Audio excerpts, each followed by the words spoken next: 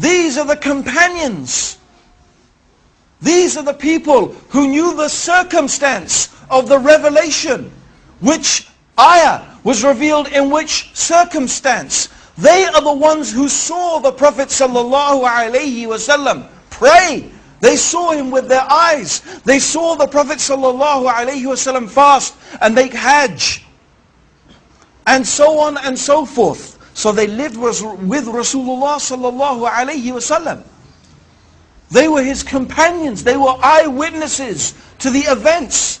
They would sit and learn directly from Rasulullah ﷺ about the deen. So who could know better about Islam than his companions? It is absolutely logical that the people who would know best about this religion are the people who studied from the messenger to whom this religion was revealed. This is from aql. This is from logic. Actually, this is also the main reason why when I first became Muslim, I could never become Shia. I could never have become a Shia. Because when I first became Muslim, in fact, at the time, the Iranian Revolution was very strong.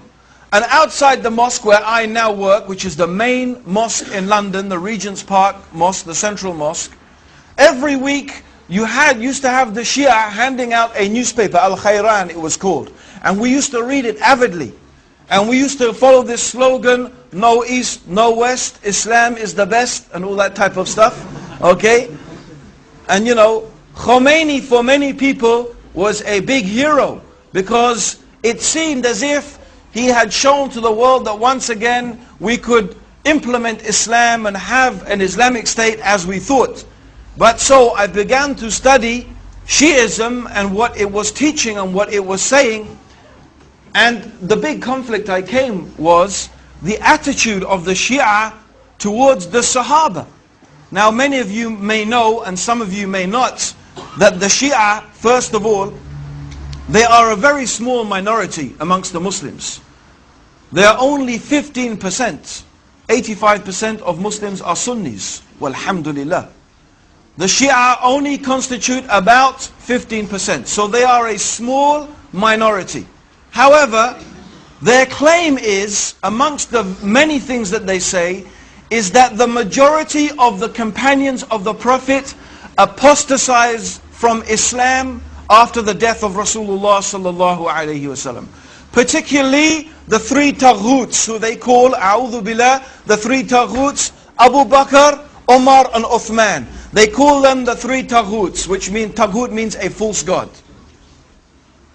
Something that anything that is worshipped besides Allah is a false god. And it could mean an unjust ruler who rules according to other than the guidance of Islam. He is a taghut.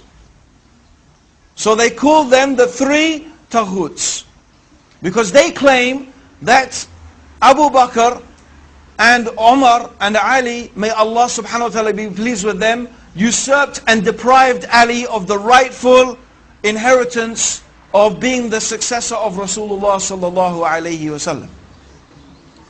And of course most of the companions agreed with that, so they also claimed that most of the companions apostatized from Islam. But I thought this is incredible. How is it that Allah chose to be the companions of the messenger, a group of people who after his death apostatized from his religion? And these are the people who spent all of their life with Rasulullah sallallahu alayhi wasallam. These are the people who are ready to give, and often did give their lives in the service of Islam, to protect the Prophet sallallahu alayhi wasallam and to protect the religion that the Prophet preached. How they sacrificed their money and their time and everything for the cause of Allah and His religion. Yet when the messenger dies, they apostatize. It doesn't make any sense. It's illogical. It seems to be a totally irrational proposition. Rather, we believe that the companions are the best of all the human beings after the prophets. And the best of the human beings after the prophets is Abu Bakr. And the best after him is Umar. And the best after him, although there's some disagreement, is it Ali or Uthman, or are they the... But it will seem that the stronger evidence shows us that it is Uthman ibn Affan and then Ali. These are the best. And then after that, we don't make a distinction amongst the companions, but generally also the companions themselves are the best of the human beings after the messengers. This is the status of the Sahaba with us.